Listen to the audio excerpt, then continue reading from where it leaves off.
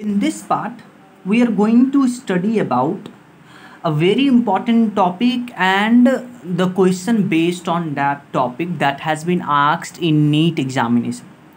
And that the topic's name is asexual reproduction. Asexual reproduction. Asexual reproduction. Basically ये जो asexual reproduction है class 12th का जो first chapter है, class 12th का जो फर्स्ट चैप्टर है that is reproduction in organism, उसका ये पहला टॉपिक है असेक्सुअल रिप्रोडक्शन में। तो इस असेक्सुअल रिप्रोडक्शन में हम कुछ इंपॉर्टेंट पॉइंट्स को समझेंगे एंड उसके बेस्ड पे जो नीट में क्वेश्चंस आए हैं उनको भी अपन डिस्कस करेंगे। तो लेट्स स्टार्ट इट। अच्छा, असेक्सुअल रिप्रोडक्शन जैसे ही हम बोलते हैं तो बचपन से हम पढ़ते आते हैं कि असेक्सुअल रिप्रोडक्शन का मतलब क्या होता है कि यहाँ पे ऑफ स्प्रिंग का प्रोडक्शन होता है एक सिंगल पेरेंट से। एक सिंगल पेरेंट अगर ऑफ स्प्रिंग को प्रोड्यूस करता है तो उसको हम बोलते हैं असेक्सुअल रिप्रोडक्शन। जहाँ पे सेक्सुअल रिप्रोडक्शन में हम पढ़ते हैं कि वहाँ पे दो पेरेंट्स इन्वॉल्व होते हैं और दो पेरेंट्स मिल करके ऑफ स्प्रिंग का प्रोडक्शन करते हैं, तब हम इसको बोलते हैं सेक्सुअल रिप्रोडक्शन। लेकिन असेक्सुअल रिप्रोडक्शन में एक single parent he of spring को प्रोड्यूस कर रहा है। अब सबसे इम्पॉर्टेंट है कि एक सिंगल पेरेंट ऑफ स्प्रिंग को प्रोड्यूस कर रहा है तो ये कहाँ देखने को मिलेगा? हाँ, असेक्सुअल रिप्रोडक्शन जो है, जो भी जितने भी यूनिसेलुलर ऑर्गेनिजम्स होते हैं, यूनिसेलुलर ऑर्गेनिजम्स, उनमें असेक्सुअल रिप्रोडक्शन देखने को मिलता है। मतलब उनमें एक ही पेरेंट से ऑफ स्प्रिंग का प्रोडक्शन होगा। और प्लांट्स और एनिमल में भी देखने को मिलता है असेक्सुअल रिप्रोडक्शन। लेकिन कैसे प्लांट और एनिमल्स में?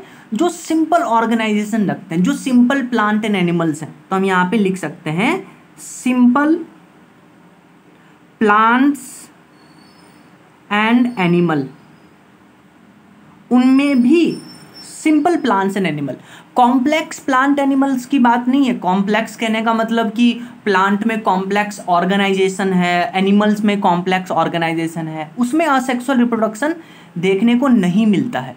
असेक्सुअल रिप्रोडक्शन देखने को मिलेगा जो सिंपल प्लांट्स होते हैं। सिंपल प्लांट्स कहने का मतलब कि उनमें ऑर्गेनाइजेशन बहुत सिंपल है ना।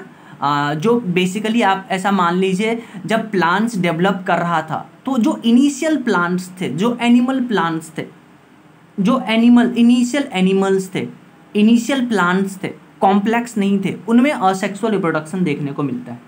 अच्छा, ये जो ऑफ स्प्रिंग प्रोड्यूस हो रहा है एक सिंगल पेरेंट से, तो क्या हम ऐसा कह सकते हैं कि ये जो ऑफ स्प्रिंग होगा ये अपने पेरेंट्स जैसा बिल्कुल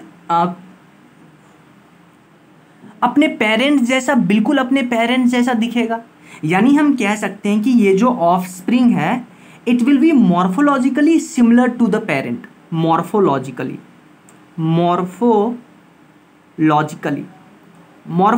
मतलब जो बाहर का अपीयरेंस है, उस अपीयरेंस से ये ऑफ स्प्रिंग अपने पेरेंट से बिल्कुल हूबहू मैच करते होंगे। ये तो मॉर्फोलॉजिकली। अब ध्यान से सुनिए एक और पॉइंट कि यही सिंगल पेरेंट से ऑफ स्प्रिंग का प्रोडक्शन हो रहा है।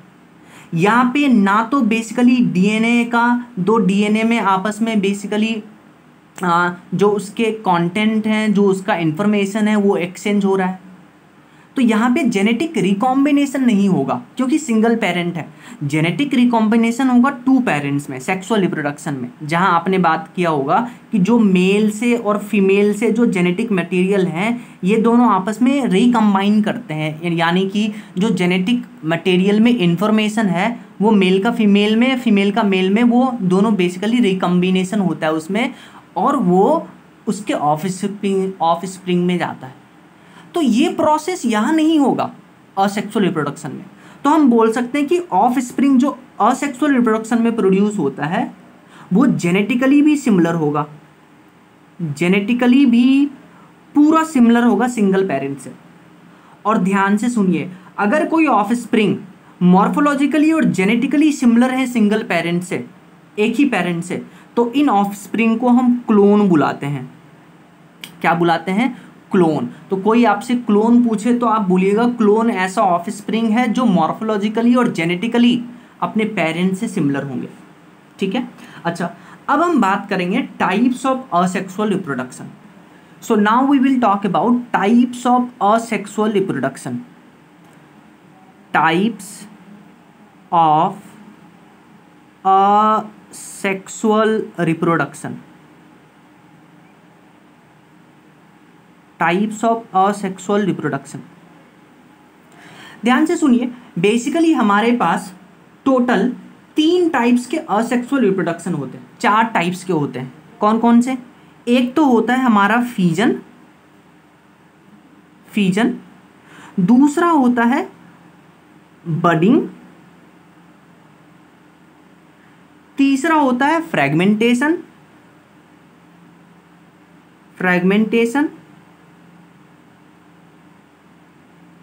And fourth is vegetative propagation. Vegetative propagation.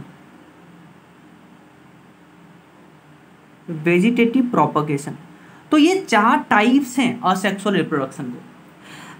इन सभी 4 टाइप्स को हम डिटेल में पढ़ेंगे और इनके ऊपर बेस्ड नीट में ढेर सारे क्वेश्चंस आए हैं। तो सबसे पहले हम स्टार्ट करेंगे फीजन के बारे में। तो हम पहले पढ़ेंगे फीजन। तो सुनिए फीजन क्या होता है, ध्यान से सुनिए। फीजन को समझाने के लिए मैं आपको एक छोटा सा एनिमेशन दिखाता हूँ, फिर उसके बाद फीजन में जो भी इंपॉर्टेंट पॉइंट्स हैं उसको हम लिख लेंगे। जैसे ये है अमीबा। अब इस अमीबा में देखिए, ये अमीबा का जो न्यूक्लियस था वो न्यूक्लियस 2 पार्ट में डिवाइड हो गया। अब जब ये न्यूक्लियस 2 पार्ट में डिवाइड हुआ तो आप देखिए अमीबा के अंदर एक फिशर, एक बेसिकली डिवीज़न तैयार हो गया, और वो एक अमीबा 2 डिफरेंट अमीबा में कन्वर्ट हो गया।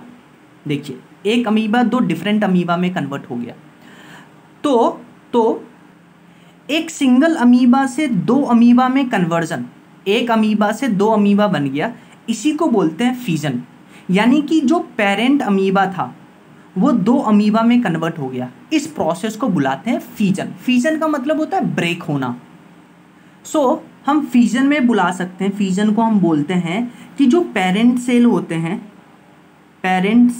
हैं वो क्या करेंगे, 2 इंडिविजुअल सेल में कन्वर्ट हो जाएंगे। इस प्रोसेस को बुलाते हैं फीजन। फीजन का मतलब होता है ब्रेक होना, जैसे कि मैंने आपको एनिमेशन में भी दिखाया था। अब इसके एग्जाम्पल्स बहुत इंपॉर्टेंट है। फीजन में ध्यान से देखिए, अगर एक पेरेंट सेल 2 इंडिविजुअल सेल में कन्वर्ट हो रहा है तो इसको बुलाते हैं बाइनरी फीजन।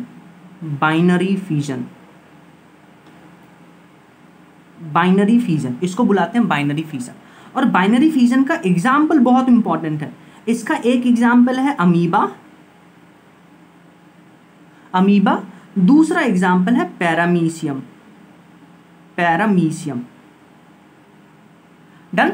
सो बाइनरी फीजन, बाइनरी का मतलब होता है 2।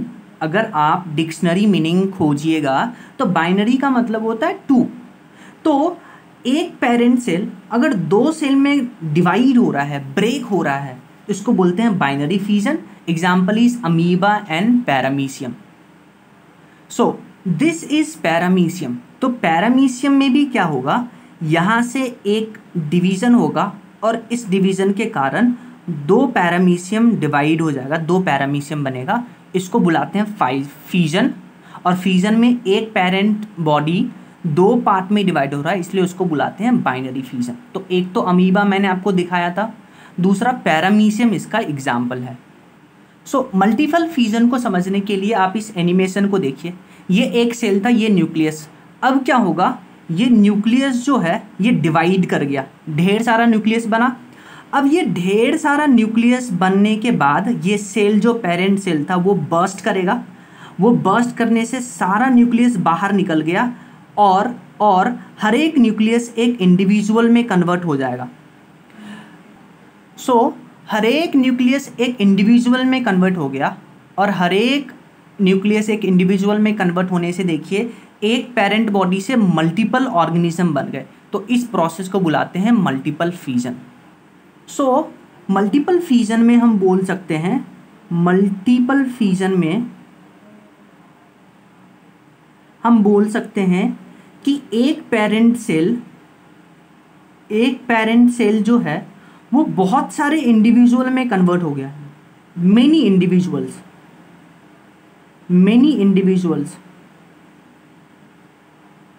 एक पेरेंट सेल ढेर सारे इंडिविजुअल्स में कन्वर्ट हो गए, इसको बोलते हैं, इस प्रोसेस को बुलाते हैं मल्टीपल फिजन।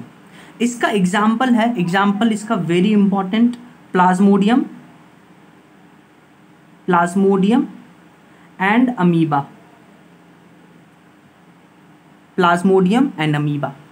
अच्छा, जब हमने बाइनरी फिजन पढ़ा था वहाँ भी अमीबा का एग्जाम्पल था, और मल्टीपल फिजन में भी अमीबा का एग्जाम्पल है। तो हम पढ़ते हैं कि मल्टीपल फिजन अमीबा में कैसे होता है। बाइनरी फिजन तो हमने पढ़ा था अमीबा में कैसे होता है, अब हम बात करते हैं कि मल्टीपल फिजन अमीबा में कैसे होता है। हम बात कर रहे हैं मल्टीपल फिजन इन अमीबा। क्या होता है, जब अनफेवरेबल कंडीशन होता है, अनफेवरेबल कंडीशन का मतलब ये है कि जहाँ अमीबा रह रहा है वो कंडीशन अमीबा के फेवर में नहीं है। फॉर एग्जाम्पल मान लीजिए अमीबा रहना पसंद करता है मॉइस्ट एरिया में, पर फेवरेबल कंडीशन नहीं है, हो सकता है ड्राई कंडीशन हो जाए, है ना। तो अनफेवरेबल कंडीशन का मतलब है जो अमीबा को कंडीशन सूट ना करे, राइट। क्या होता है अनफेवरेबल कंडीशन में, तो अमीबा आपने बचपन से पढ़ा होगा, अमीबा का ऐसे हम स्ट्रक्चर बना देते हैं। तो अमीबा का ये जो बाहर प्रोजेक्शन निकला हुआ है, ये जो प्रोजेक्शन आप देख रहे हैं अमीबा का, इसको बोलते हैं हम स्यूडोपोडिया, इसको बुलाते हैं हम स्यूडोपोडिया। तो अनफेवरेबल कंडीशन में क्या होता है, ये अमीबा क्या करता है, अपने स्यूडोपोडिया को विड्रॉ करता है, मतलब ये स्यूडोपोडिया के अपने अंदर एक्सट्रैक्ट करके अपने अंदर इंट्रैक्ट करेगा। कैसे, मैं आपको एक एनिमेशन दिखाता हूँ। जैसे ये है हमारा अमीबा, इसमें जो आपको प्रोजेक्शन दिख रहा है, इन प्रोजेक्शन को हम बुलाते हैं स्यूडोपोडिया। अब मैंने बोला था कि अनफेवरेबल कंडीशन में अमीबा अपने स्यूडोपोडिया को अपने बॉडी के अंदर इंटरैक्ट करेगा। कैसे, ध्यान से देखिए इसको। तो अमीबा के बाहर ये स्यूडोपोडिया था, अच्छा ये देखिए जो सारा स्यूडोपोडिया था वो अमीबा अपने अंदर विड्रॉ कर लिया। विड्रॉ करने मतलब अपने बॉडी के अंदर कंज्यूम कर लिया। वापस से देखिए इसको, ये स्यूडोपोडिया था, अब ये स्यूडोपोडिया अमीबा अपने अंदर विड्रॉ कर लिया। देखिए वापस से, ये स्यूडोपोडिया, अमीबा स्यूडोपोडिया को अपने अंदर विड्रॉ कर रहा है, कर लिया, बिल्कुल सही बात। अमीबा ने अनफेवरेबल कंडीशन में अपने स्यूडोपोडिया को अपने अंदर विड्रॉ किया। अब जब ये स्यूडोपोडिया विड्रॉ हो जाता है तो अमीबा क्या करता है, अब अमीबा कुछ ऐसा दिखेगा क्योंकि स्यूडोपोडिया तो उसने अपने अंदर विड्रॉ कर लिया। तो अमीबा अपने चारों तरफ 3 लेयर का एक कवरिंग बनाता है। ध्यान रखिएगा, मैंने बोला है 3 लेयर, 1 2 और 3 layer covering, very important, this is line of NCERT. तो 3 लेयर का एक कवरिंग बनाता है और इन कवरिंग को हम बुलाते हैं सिस्ट। क्या बुलाते हैं, सिस्ट। अच्छा अब सुनिए, अब इस प्रोसेस को, ये जो अमीबा अनफेवरेबल कंडीशन में अपने चारों तरफ 3 लेयर का एक कवरिंग जिसको सिस्ट बुलाते हैं, ये बनाता है, इस प्रोसेस को बुलाते हैं इंसिस्टेशन। डन। अब ध्यान से सुनिए, पहले अमीबा अभी अनफेवरेबल कंडीशन में था, ये अमीबा का न्यूक्लियस था। अब जैसे ही फेवरेबल कंडीशन वापस आता है, क्या आता है, फेवरेबल कंडीशन, यानी कि जो अमीबा को इन्वायरमेंट पसंद था, जो उसके फेवर में था, उसको बोलते हैं फेवरेबल कंडीशन। तो जैसे ही फेवरेबल कंडीशन लौटता है तो ये जो अमीबा के चारों तरफ सिस्ट बने थे, इसके अंदर क्या होता है, मल्टीपल फिजन होते हैं। मल्टीपल फिजन मैंने आपको दिखाया था कि एक न्यूक्लियस से ढेर सारा न्यूक्लियस बन जाता है। तो ये देखिए, इस इंसिस्टेड अमीबा में ढेर सारा न्यूक्लियस बन गया, यानी कि मल्टीपल फ्यूजन हो गया। और इन सब को ये जो ढेर सारा मल्टीपल फ्यूजन होकर के इंडिविजुअल्स बने हैं, इन इंडिविजुअल को हम बुलाते हैं माइन्यूट अमीबा। माइन्यूट अमीबा इसको बुलाते हैं, या इसको सूडोस्पोडियोपोर्स भी बुलाते हैं।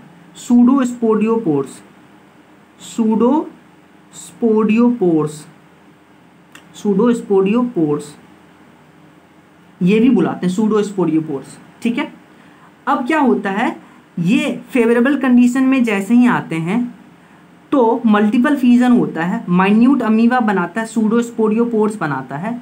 अब क्या होगा, ये जो सिस्ट है ये सिस्ट बर्स्ट कर जाएगा, this cyst will burst out, यानी कि बर्स्ट करने का मतलब ये सिस्ट ब्रेक करेगा,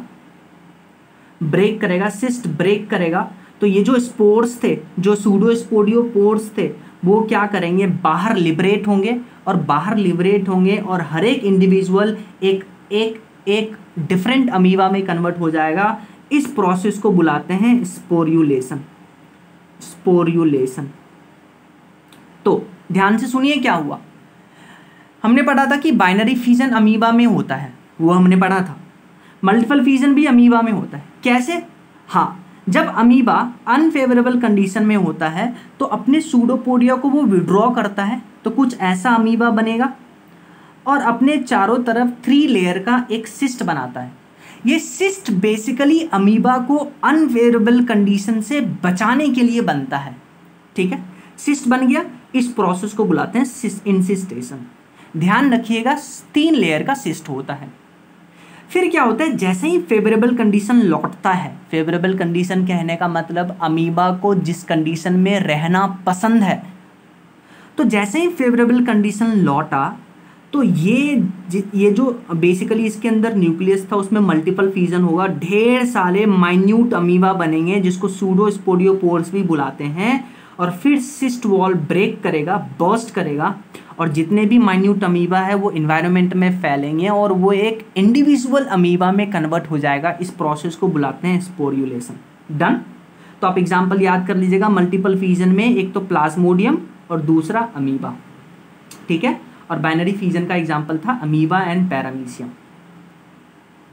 अब हम समझेंगे बडिंग को समझने के लिए आप एक एग्जांपल देखिए, ये है हाइड्रा, और ये जो आपको दिख रहे हैं ये सारे हाइड्रा के टेंटेकल्स हैं। तो ध्यान से सुनिए, ये है हाइड्रा और ये हाइड्रा के आपको टेंटेकल्स दिख रहे हैं। अब ये एक फुल्ली मैच्योर ग्रोन हाइड्रा है। इसमें क्या होगा, एक छोटा सा बड निकलेगा। बड क्या होता है, ये देखिए ये बड निकला। बड क्या होता है, स्मॉल आउटग्रोथ। तो ठीक है, तो ये देखिए छोटा सा बड निकला, जो पेरेंट हाइड्रा सा एक छोटा सा बड मतलब small outgrowth of the parent body. अब ये बड फुल्ली ग्रोन होगा, यानी कि पूरा ये हाइड्रा बनाएगा। देखिए इसमें टेंटेकल्स बन रहे हैं, टेंटेकल्स बने, ये फुल्ली ग्रोन हाइड्रा हुआ। अब ये डिटैच कर जाएगा पेरेंट बॉडी से, अब ये डिटैच किया। अब ये किसी सबस्ट्रेटम में जाकर के चिपकेगा और एक नया हाइड्रा बना लेगा।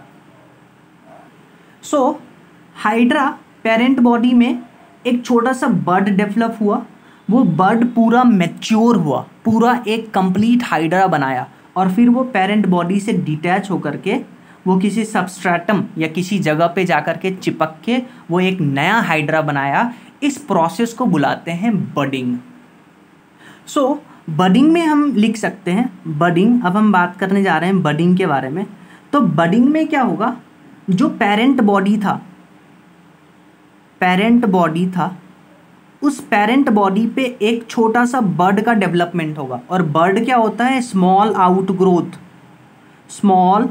आउटग्रोथ बड अपीयर हुआ। अब ये बड जो होगा ये फुल्ली मैच्योर होगा। फुल्ली मैच्योर होने का मतलब क्या है कि बड जो था वो पूरा पेरेंट जैसा दिखने लगेगा, उसको बोलते हैं मैच्योरेशन। ठीक है, फुल्ली मैच्योर होगा, और फिर ये बर्ड जो है वो डिटैच होगा पेरेंट बॉडी से, यानी कि पेरेंट बॉडी से वो अलग होगा, उसको डिटैचमेंट बोलते हैं। और ये जो डिटैच्ड बर्ड हैं, या बर्ड नहीं बुलाएंगे, डिटैच्ड इंडिविजुअल है, क्योंकि अब ये फुल्ली मैच्योर है, इंडिविजुअल है, ये क्या करेगा, कहीं पे चिपकेगा और एक नया इंडिविजुअल में बना लेगा, न्यू इंडिविजुअल में कन्वर्ट होगा। इस प्रोसेस को हम बुलाते हैं बडिंग। एक तो अभी हमने देखा था एग्जाम्पल हाइड्रा, तो इसका बडिंग का एक एग्जाम्पल है हाइड्रा। दूसरा इसका एग्जाम्पल है स्पॉन्ज, और तीसरा इसका एग्जाम्पल है यीस्ट। तो ये 3 एग्जाम्पल हैं बडिंग के, हाइड्रा, स्पॉन्ज और यीस्ट। हाइड्रा तो हमने देख लिया, अब हम देखते हैं स्पॉन्ज और यीस्ट कैसा दिखने में लगता है। ये है हमारा स्पॉन्ज। स्पॉन्ज बेसिकली आप पढ़िएगा जब एनिमल किंगडम पढ़ते हैं तो उसमें जो पॉरीफेरा ग्रुप है, तो पॉरीफेरा का एग्जाम्पल है स्पॉन्ज। फिर हमने आपको यीस्ट भी बताया था, तो ये है यीस्ट का एग्जाम्पल, ये है यीस्ट। यीस्ट में देखिएगा आपको छोटा छोटा बर्ड्स अपेयर दिखाई पड़ेगा। यही बर्ड्स जब फुल्ली मैच्योर होगा तो वो एक नया यीस्ट बनाएगा। इस प्रोसेस को बुलाते हैं बडिंग। तो बडिंग में एग्जाम्पल याद रखिएगा हाइड्रा, यीस्ट एंड स्पॉन्जेस। अब हम नेक्स्ट असेक्सुअल रिप्रोडक्शन का टाइप्स पढ़ेंगे, दैट इज फ्रैगमेंटेशन।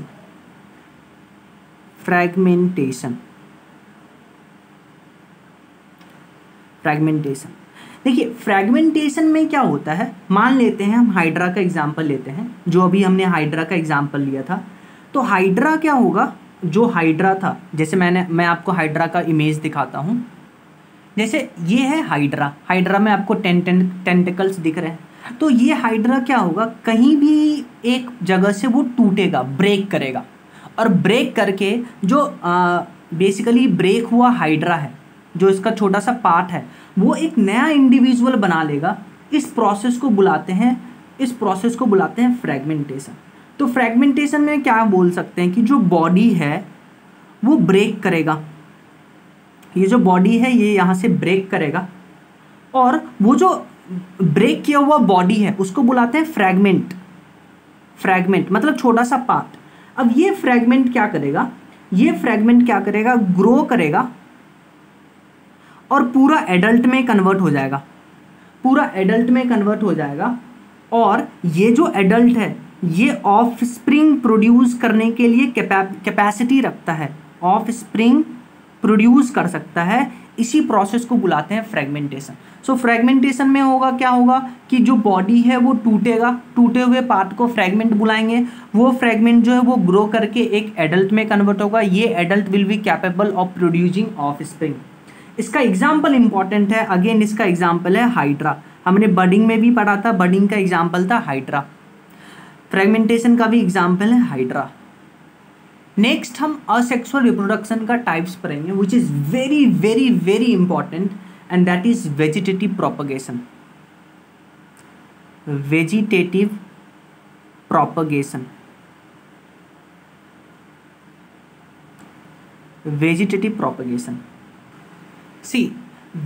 प्रोपगेशन को समझने के लिए हमें एक टर्म समझना पड़ेगा जिसका नाम है वेजिटेटिव प्रोपग्यूल्स।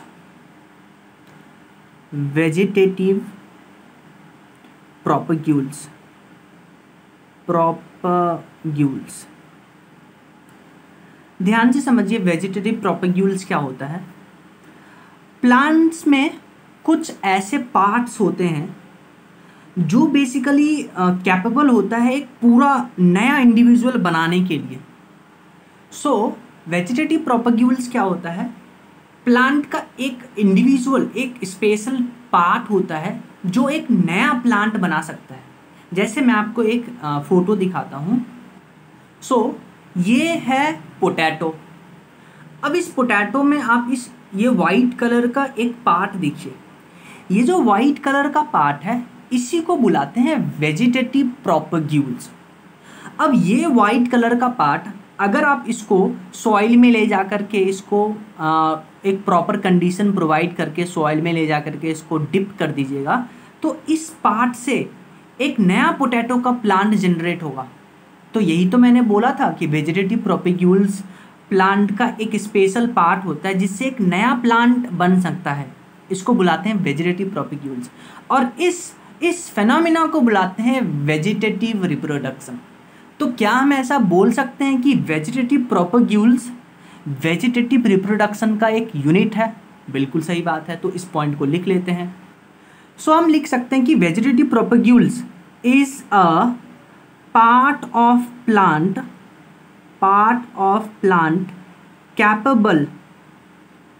capable of producing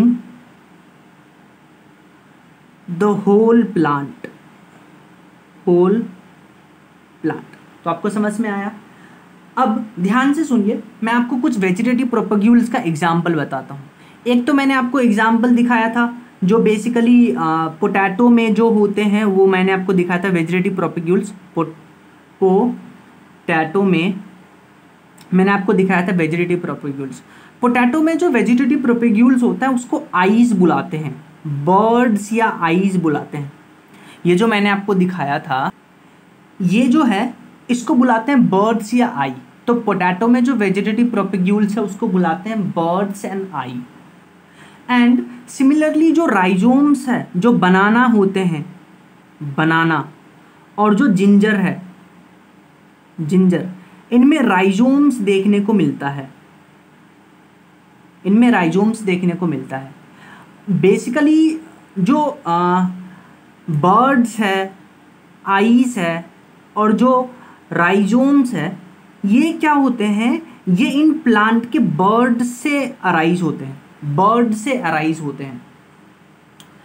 ये जो बर्ड्स हैं, आइस हैं और जो राइजोम्स हैं पोटैटो बनाना जिंजर के, ये क्या करते हैं, ये सब पोटैटो बनाना जिंजर के नोड से अराइज होते हैं, बर्ड से नहीं, सॉरी नोड से अराइज होते हैं। ये सब नोड से अराइज होते हैं।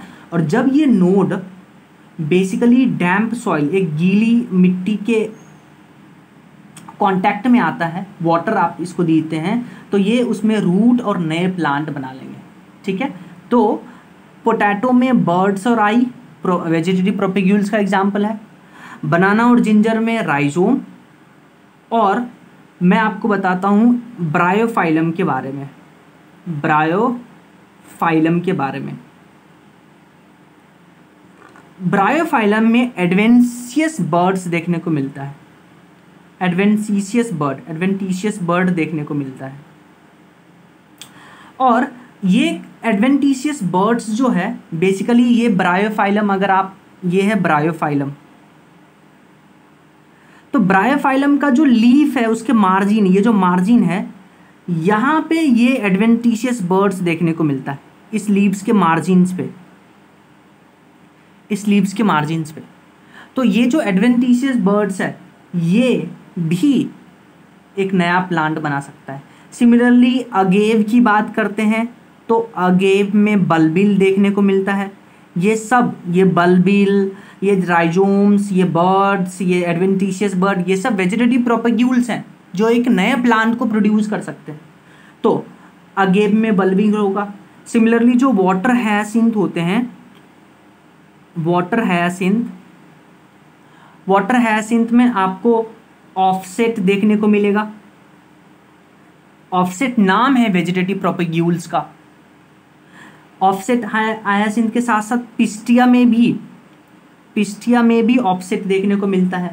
सिमिलरली बल्ब जो होता है आपको ओनियन में देखने को मिलेगा। ओनियन में जो वेजिटेटिव प्रोपेग्यूल्स है उसका एग्जाम्पल है बल्ब, उसका नाम है बल्ब। और ये जो पोटैटो में आपने बर्ड्स या आई पढ़ा था, ये बेसिकली होता कुछ नहीं है, ये एक्सिलरी बर्ड ही है, एक्सिलरी बर्ड है। एक्सिलरी मेरिस्टेम आप पढ़ते हैं तो ये एक्सिलरी बर्ड है, इसी से नए पोटैटो प्लांट का डेवलपमेंट होगा। ठीक है, तो ये सब कुछ एग्जाम्पल्स थे।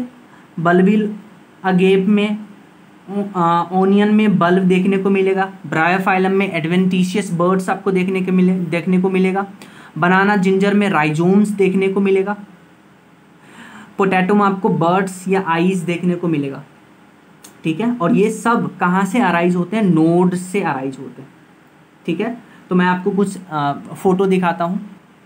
जैसे ये आपका है जिंजर, जिंजर में आपको ये नोड्स दिख रहे होंगे, तो इन्हीं नोड्स को हम बोलते हैं राइजोम। तो राइजोम जो है जिंजर और बनाना का भी अगर आप इमेज देखिएगा तो उसमें भी आपको नोड्स देखने को मिलेंगे और इन्हीं नोड्स को हम राइजोम बुलाते हैं। सो जैसे देखिए जिंजर का एक टुकड़ा है, तो ये जो आपको पार्ट दिख रहा है दिस इज राइजोम। और यही वेजिटेटिव प्रोपेग्यूल्स है जो बेसिकली क्या करेगा, एक नया जिंजर प्लांट बना देगा, है ना। नेक्स्ट है आपके पास जो हमने अगेव में बल्बिल पढ़ा था, तो ये है बल्बिल, ये है अगेव, और ये जो पार्ट आपको दिख रहा है इसको बुलाते हैं बल्बिल। तो यही बल्बिल वेजिटेटिव प्रोपेग्यूल्स है जो एक नया अगेव प्रोड्यूस करेगा। जैसे देखिए उस बल्बिल को हमने तोड़ करके अलग किया है, तो ये है बल्बिल अगेव का जो बेसिकली एक वेजिटेटिव प्रोपेग्यूल्स है। जैसे ये देखिए ये एक ब्रायोफाइलम है, ब्रायोफाइलम का जो लीफ है उसके मार्जिन पे देखिए क्या है, एडवेंटिशियस बर्ड हैं। ये एडवेंटिशियस बर्ड जो है एक नया प्लांट प्रोड्यूस कर देगा, तो this is adventitious birds of Bryophyllum जो लीफ है। सिमिलरली इस डायग्राम को देखिए, ये ब्रायोफाइलम है, उसके लीव्स के मार्जिन पे आपको एडवेंटिशियस बर्ड्स नज़र आ रहा है। जैसे ये आपका वाटर हायसिंथ है, वाटर हायसिंथ में ये जो स्ट्रक्चर आपको दिखने को मिल रहा है ये है ऑफसेट, तो यही ऑफसेट वेजिटेटिव प्रोपेग्यूल्स है जो बेसिकली क्या करेगा, हाँ एक नया वाटर हायसिंथ बनाने में हेल्प करेगा। जैसे एक और इमेज को देखिए, आइकॉर्निया है वाटर हायसिंथ, इसमें ये पार्ट है ऑफसेट, यही वेजिटेटिव प्रोपेग्यूल्स है। सो ये सारे थे असेक्सुअल रिप्रोडक्शन के टाइप्स। हमने पढ़ा फीजन, हमने पढ़ा बडिंग, हमने पढ़ा फ्रेगमेंटेशन, वेजिटेटिव प्रोपेगेशन, और वेजिटेटिव प्रोपेगेशन बहुत इंपॉर्टेंट है। फिर कुछ और असेक्सुअल रिप्रोडक्टिव स्ट्रक्चर्स होते हैं, तो some other asexual reproductive structure, asexual reproductive structures, some other asexual reproductive structure. जैसे आपको पहले मैं मिलवाता हूँ जू स्पोर्स से। जू स्पोर्स जो है, ध्यान से सुनिए, ये माइक्रोस्कोपिक स्ट्रक्चर है, माइक्रोस्कोपिक स्ट्रक्चर है मतलब माइक्रोस्कोप से दिखता है। और जू स्पोर्स बेसिकली मोटाइल होते हैं, मोटाइल होने का मतलब है कि ये मूव कर सकते हैं, और ये असेक्सुअल रिप्रोडक्टिव स्ट्रक्चर है, असेक्सुअल रिप्रोडक्टिव स्ट्रक्चर है, असेक्सुअल रिप्रोडक्टिव स्ट्रक्चर है। अच्छा, ये जो जू स्पोर्स है असेक्सुअल रिप्रोडक्टिव स्ट्रक्चर है, देखने को कहाँ मिलेगा, ये सबसे ज़्यादा इंपॉर्टेंट है। तो इसके एग्जाम्पल्स हैं, कुछ एल्गी में ये देखने को मिलेगा, सम एल्गी, और कुछ प्रोटिस्ट में भी देखने को मिलेगा। प्रोटिस्टा जो मेंबर है उसके कुछ पार्ट में आपको असेक्सुअल रिप्रोडक्टिव स्ट्रक्चर जू स्पोर्स देखने को मिलेगा, ठीक है। फिर जो पेनिसिलियम है, पेनिसिलियम आपने पढ़ा होगा, पेनिसिलियम में जो असेक्सुअल रिप्रोडक्टिव स्ट्रक्चर है उसको बोलते हैं कोनिडिया, तो ये भी याद रखिएगा। और जैसे जो स्पंज है, स्पंज आपको पता होगा पॉरीफेरा का मेंबर है, तो स्पंज में जो असेक्सुअल रिप्रोडक्टिव स्ट्रक्चर है उसको बुलाते हैं जेम्यूल्स या गेम्यूल्स, कुछ भी बुला लीजिए, कैसे भी प्रोनाउंस करिए। तो ये कुछ असेक्सुअल रिप्रोडक्टिव स्ट्रक्चर्स हैं। जैसे जू स्पोर्स जो कि माइक्रोस्कोपिक होते हैं, मोटाइल होते हैं, असेक्सुअल रिप्रोडक्टिव स्ट्रक्चर्स हैं, कहाँ देखने को मिलेगा, कुछ एल्गी में और कुछ प्रोटिस्टा में। पेनिसिलियम में कोनिडिया देखने को मिलेगा, स्पॉन्ज में जेम्यूल्स असेक्सुअल रिप्रोडक्टिव स्ट्रक्चर्स हैं। तो ये कुछ और असेक्सुअल रिप्रोडक्टिव स्ट्रक्चर्स हमने पढ़े। ध्यान से सुनिए, ये जो हमने जू स्पोर्स पढ़ा था, जो microscopic motile asexual reproductive structures होते हैं कुछ एल्गी और प्रोटिस्टा में, तो एक एल्गी का एग्जाम्पल याद रखिएगा, क्लेमाइडोमोनास। क्लेमाइडोमोनास में ये प्रेजेंट होता है। सो ये सारे एग्जाम्पल्स हैं असेक्सुअल रिप्रोडक्टिव स्ट्रक्चर्स के। जैसे जो जू स्पोर्स हैं जो मोटाइल होते हैं, आप फ्लैजिला देख सकते हैं, क्लेमाइडोमोनास में प्रेजेंट होता है। ये देखिए ये कोनिडिया है जो कि पेनिसिलियम में होता है, और जो जेम्यूल्स हैं वो स्पॉन्जेस में प्रेजेंट होंगे, तो ये आप याद रखिएगा। सो आप इस क्वेश्चन को देखिए, ये नीट 2022 में आया था। क्वेश्चन पढ़िए, identify the asexual reproductive structure associated with Penicillium. बोल रहा है क्वेश्चन में कि असेक्सुअल रिप्रोडक्टिव स्ट्रक्चर पहचानना है जो कि पेनिसिलियम में प्रेजेंट होता है। मैंने अभी अभी आपको पढ़ाया है कुछ अदर असेक्सुअल रिप्रोडक्टिव स्ट्रक्चर में कि पेनिसिलियम में आपको कोनिडिया देखने को मिलता है, जू स्पोर्स आपको क्लेमाइडोमोनास में देखने को मिलेगा। जेम्यूल्स आपको स्पॉन्ज में देखने को मिलेगा, तो पेनिसिलियम में कोनिडिया देखने को मिलेगा। और बर्ड्स जो असेक्सुअल रिप्रोडक्शंस हैं ये आपको कहाँ देखने को मिल रहा था, हाइड्रा में, है ना। तो पेनिसिलियम में असेक्सुअल रिप्रोडक्टिव स्ट्रक्चर किस में होगा, कोनिडिया। पेनिसिलियम में जो असेक्सुअल रिप्रोडक्टिव स्ट्रक्चर्स हैं उसका नाम है कोनिडिया। जेम्यूल्स किस में प्रेजेंट होंगे, स्पॉन्जेस। बर्ड्स किस में प्रेजेंट होंगे, हाइड्रा में। और जूस्पोर्स सम एल्गी जैसे कि क्लेमाइडोमोनास और कुछ प्रोटिस्टा में। नेक्स्ट क्वेश्चन देखिए आपके पास, ये बोल रहा है AIPMT मेंस 2011 में पूछा गया है, which one of the following pairs is wrongly matched while the remaining 3 are correct. तो आप देखिए 4 ऑप्शन में से एक इनकरेक्ट है, बाकी 3 सही है, तो आपको इनकरेक्ट ढूंढना है। पहला आप ये देखिए, आपको पता है पेनिसिलियम में जो असेक्सुअल रिप्रोडक्टिव स्ट्रक्चर है अभी अभी हमने बात किया है वो था कोनिडिया। आपको ये भी पता है कि अगेब में बल्बिल्स प्रेजेंट होते हैं, ब्रायोफाइलम में लीफ बर्ड्स होता है, और वाटर हायासिंथ में ऑफसेट हमने पढ़ा था। पिस्टिया और वाटर हायासिंथ में ऑफसेट होता है, रनर नहीं होता है। तो ये ऑप्शन गलत है, बाकी 3 ऑप्शन सही है।